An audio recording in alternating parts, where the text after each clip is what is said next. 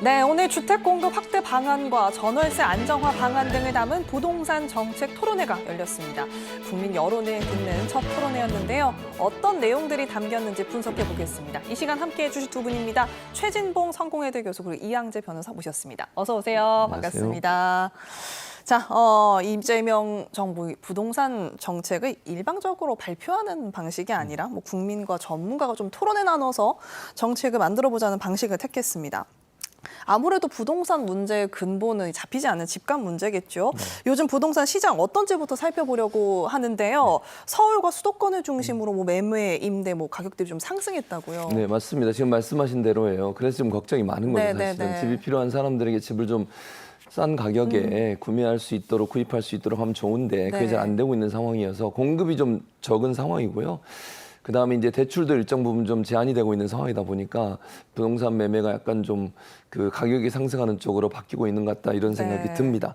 그래서 수도권하고 서울 일부 지역의 부동산 가격이 상승하는 모습을 보이고 있고요.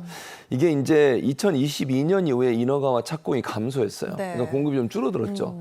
공급을 좀 늘리는 방안을 오늘 집중적으로 논의를 했는데 어쨌든 그러다 보니까 집값 상승이 좀 이루어지고 있는 상황이고 사업이 지연되고 있습니다. 원래 이제 사업을 하기로 했던 것도 지연이 되고 준공이나 그다음에 입주 물량이 감소하게 되니까 그럼 자연스럽게 이제 수요가 줄어드니까 가격이 오르는 그런 상황이라고 말씀을 드릴 수 있고 또 하나 눈에 띄는 게 전월세 가격이에요. 전월세 가격이 지금 상승을 하고 있거든요.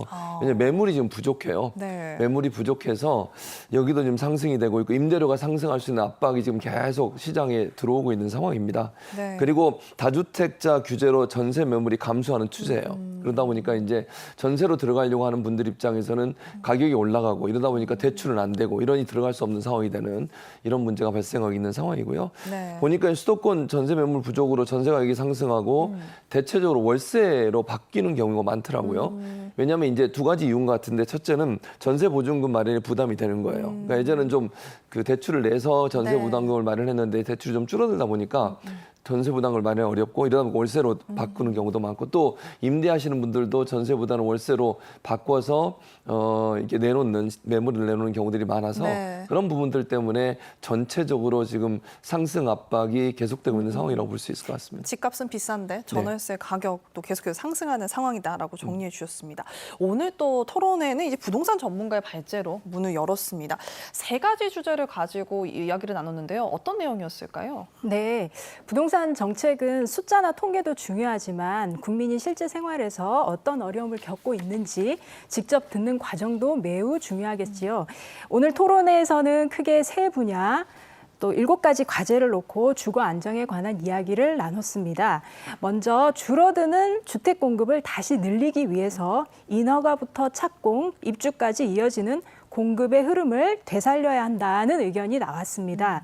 이를 위해 새 주택을 짓는 사업에 금융과 세금 지원을 늘리고 규제를 풀어서 민간 정비 사업의 속도를 높이는 방안도 논의가 됐습니다. 또 임대주택을 공급하는 주체와 방식을 다양하게 하고요.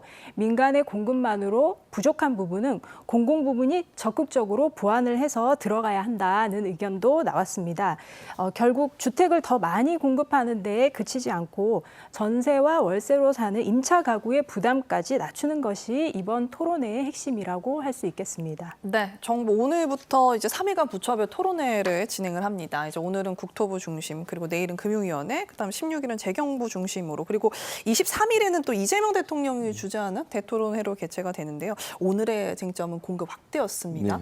집값 상승의 원인은 아무래도 이제 공급이 좀 부족해서라고 보고 있는 것 같은데 앞으로의 부동산 시장 방향 좀 어떻게 나아가야 할까요? 지금 말씀하신 대로 공급을 좀 늘려야 돼요. 공급을 늘려서 충분히 구매할 수 있도록 하고 또 하나는 다주택자들이 집을 내놓게 해야 돼요. 그러니까 문제는 뭐냐면 공급을 늘렸는데 또 다주택자들이 또 집을 사면 안 되잖아요. 필요한 사람들한테 가게 하기 위해서 그 두 가지 정책이 병행이 돼야 한다고 저는 생각을 합니다. 그래서 그래서 오늘 토론의 주요 내용이 이제 공급 확대인데 공급 확대에 대한 얘기를 하다 보니까 오늘 참여한 분들이 대체적으로 재개발, 재건축 하시는 분들이 많더라고요. 거기에 이제 관련된 분들이 와서 의견을 많이 내던데 좀 규제도 풀어주고 재건축을 잘할 수 있도록 해달라, 용적률도 늘려달라, 뭐 제도 바꿔달라 이런 얘기들을 많이 하시던 것 같은데 일단 정부는 이렇게 생각해요. 기존에 있던 시가지 재정비 사업, 정비 사업을 핵심으로 두고 있습니다. 이게 이제 재개발, 재건축이거든요. 이거 어떻게 할 거냐 이거를 이 부분이 이제 가장 핵심적인 부분이라고 볼 수 있을 것 같고요. 규제를 완화하는 게 주요 쟁점이라고 볼 수 있을 것 같습니다.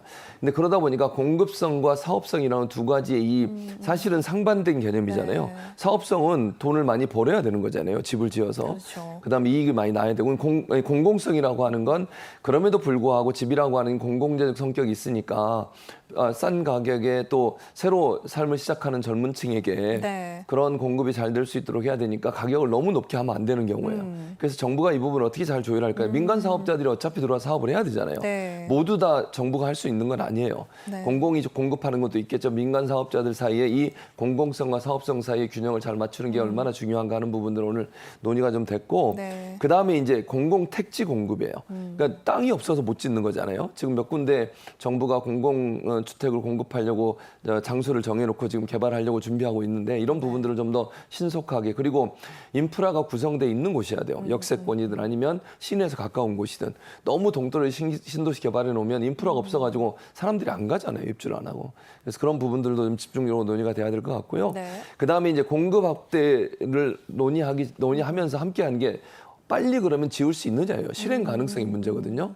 계획만 발표해놓고 실제로 집을 짓지 않으면 지금도 마찬가지 2022년도에 공급 확대 발표했는데 아직도 그게 실행이 안 되는 경우들도 있어요. 그래서 이걸 실행하겠다고 계획 발표하고 실행이 바로 이루어질 수 있도록 하는 신속한 집행, 행정적인 집행이 반드시 필요하다는 생각이 들고요.